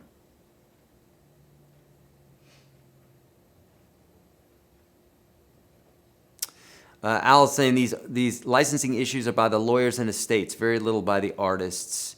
Yeah, I believe there's some degree of that, but you know they hire those guys, so whatever. There's a whole crop of new musicians who have a new mentality about music, because guess what? Things are different than they were in the 1820s. We're constantly changing, so we need to move along with time, okay? We're not cave people anymore, so things do change. And whatever, it's cool. If they want to do that, that's great. I won't practice, I won't play any of their stuff. I've done that with publishing houses too, and I've done that with record labels. I just would refuse to teach from a particular publishing house anymore. So, yeah, it is what it is. I'm not worried about it. Otherwise, I'll just teach guitar and I won't teach any songs at all. And that's fine too.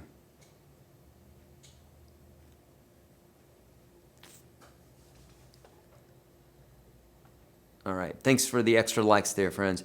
Good practice techniques for string muting on the Strat. It's the same as anything else.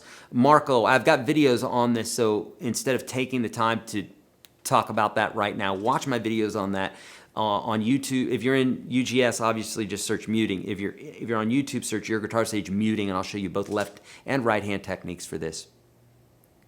As someone who just started 3 years ago, I would need some structure associated with any program I get into. Does your program set up a structure so I would know how to proceed? Indeed, Michael, it is literally step by step from beginning to end. Okay, you can deviate from it, and you probably will want to as you get into the intermediate and advanced sections of the course, and I talk about that, but my course is literally step by step. Michael, before I opened up the Unstoppable Guitar System, before we did that big release to the public, I had written books, and before that I had taught more than 10,000 one-on-one lessons. So I have a little bit of knowledge of sitting in front of a student and a little bit of knowledge in regards to like what worked. After seeing so many students, reading so many books, going to music school, the whole 9 yards, I realized that a student should learn one thing before they learn another. Just like a math teacher is not going to break out calculus before they break out algebra, before they break out, division, multiplication, subtraction, and before that addition, right? So like my little boy who's 4 knows how to add, but he doesn't know how to multiply or do division yet. And so just like we learn things in order with math, we need to learn things in order if we want to move along as fast as possible. So, we could jump out of the gate and try to learn calculus, or jump right out of the gate and try to learn some shred guitar or jazz or whatever. But why would you do that to yourself? You're only going to make it seem like you don't know what you're doing, as opposed to when you get a little bite of carrot every now and then, and you're like, oh, good, that felt good. I learned this bit. Oh, great, that felt great. I learned this bit. Just like going to the gym, you go to the gym, and if you lost a pound that day when you went to the gym, the next day you're going to go to the gym, and you're going to lose another pound. The next day you're going to go to the gym. It's going to motivate you so much. But if you're not doing that, if you're not seeing that progress, then you're going to be like, I'm not moving ahead. I've been taking these lessons for forever. I'm not moving ahead. So specifically, I create my books, all my programs to do this, to walk you through it step by step, because you will feel that progression and you will physically see yourself becoming a better musician every single day, which is going to motivate you to go back and take some more lessons, okay? So yes, 100%. It's the only way to do it. And you've nailed it right on the head, Michael. That's the only way to learn. It's not the only way to learn. You could learn crappy ways, but ways that don't keep you in the game, but why would you do that, right?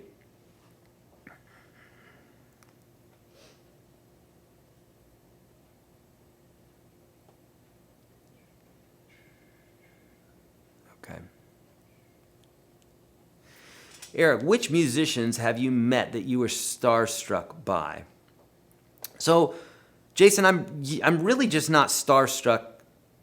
It's going to sound egotistical, but it doesn't have anything to do with my ego as to why I'm not starstruck. But it doesn't have anything to do with me saying who I am as a player, because there's tons of musicians in town here that are better than me. It has nothing to do with that. I just am not starstruck because I understand that the reason why they're good at what they do is they've just spent time at what it is that they're doing. They spent lots of time and lots of energy, and that's it. So with that being said, when I was younger, I met Tony McAlpine, who at that time was my #1 guitar hero.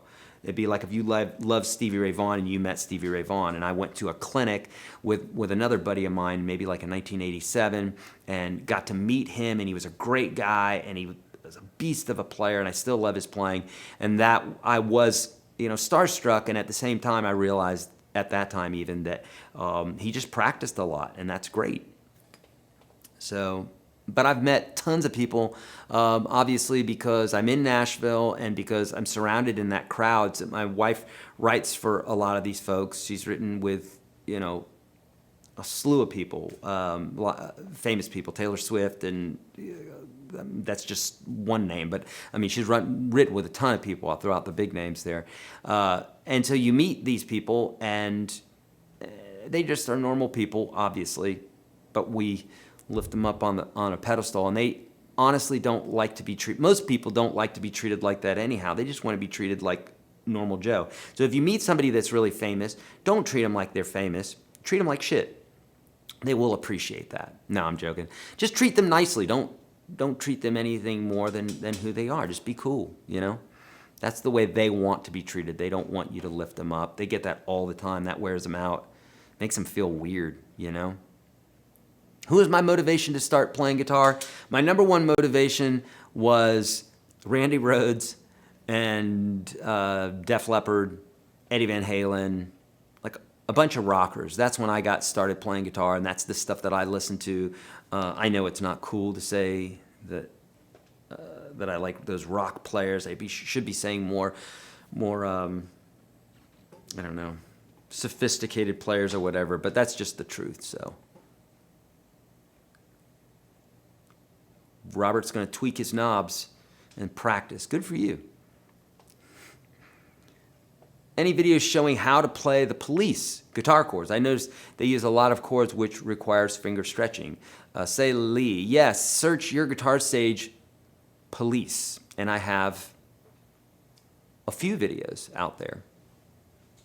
Do you have any tips on finding people to jam with as a more intermediate player when you've moved to a new city? Allison, yeah, I would check on Craigslist. Obviously, caveat, Craigslist is random. You're just finding people. But you can, there's ways to write your script there to where you can weed people out. But that's what I would do, is I would go Craigslist and meetup groups.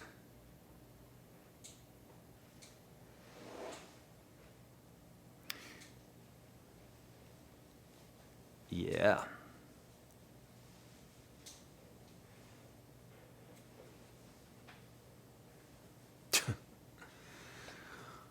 All right, we're gonna go we'll go another 10 minutes here, friends. If you would share this, please. Are you gonna keep doing these when the sale is over? Yeah, I'm planning on it. And in fact, you know,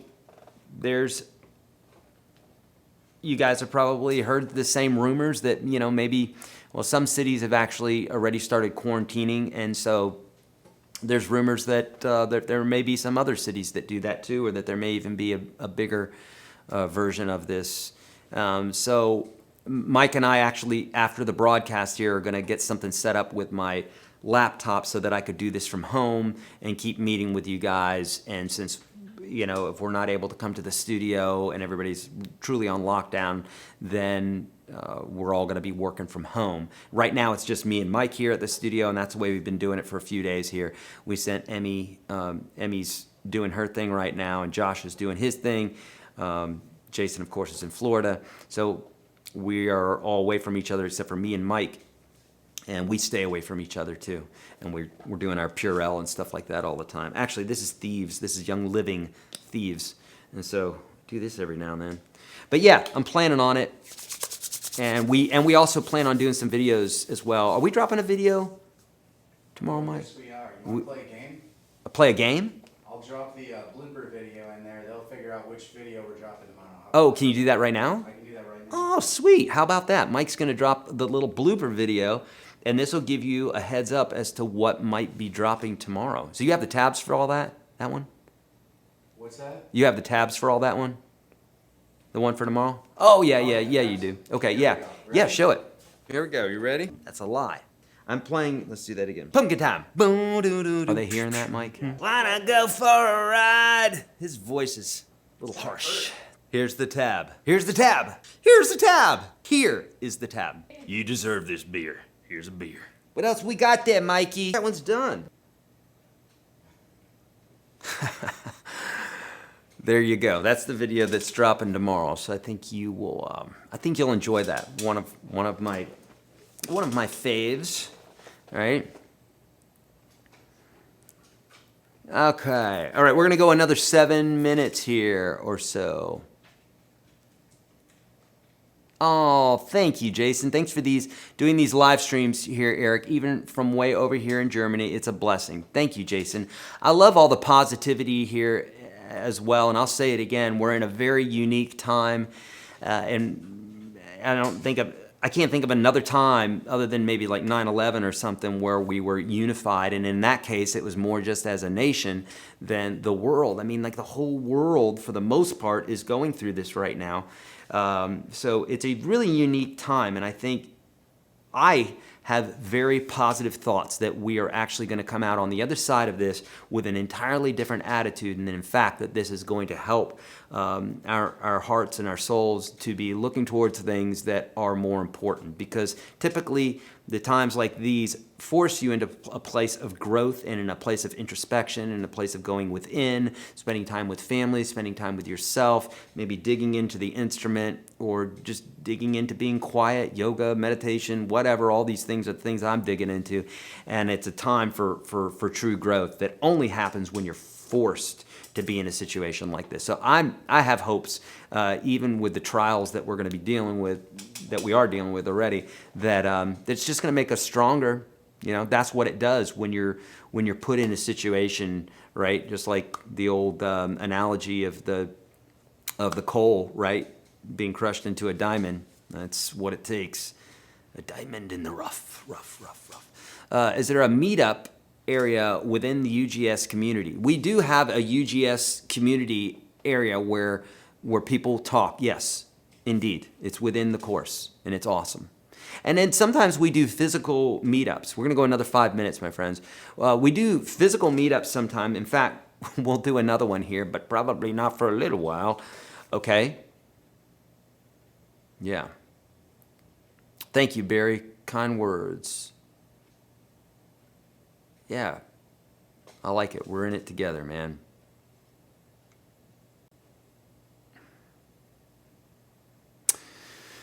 All right. Happy late St. Patty's Day as well. Was that yesterday? 2 days. 2 days ago. Sorry. I'm a little bit Irish too. I have a little bit of Irish in me.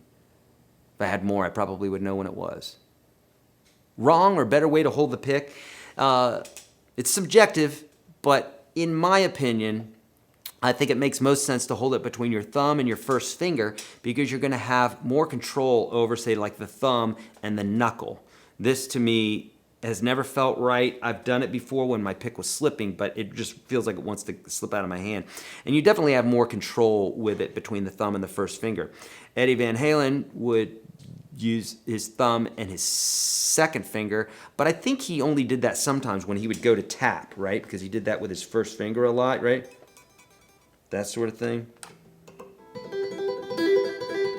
He did that with his first finger, whereas I hold between my thumb and my first finger, and I'll tap with my second finger. So, but either way. Okay. Beautiful. Oh, I missed one there. What was that one? Okay. Oh, Patty Day was canceled. Boo. Well, you know. What's for lunch? Probably something in. Actually, we have not been eating lunch here the last few days. We haven't been eating lunch here. We've been staying in.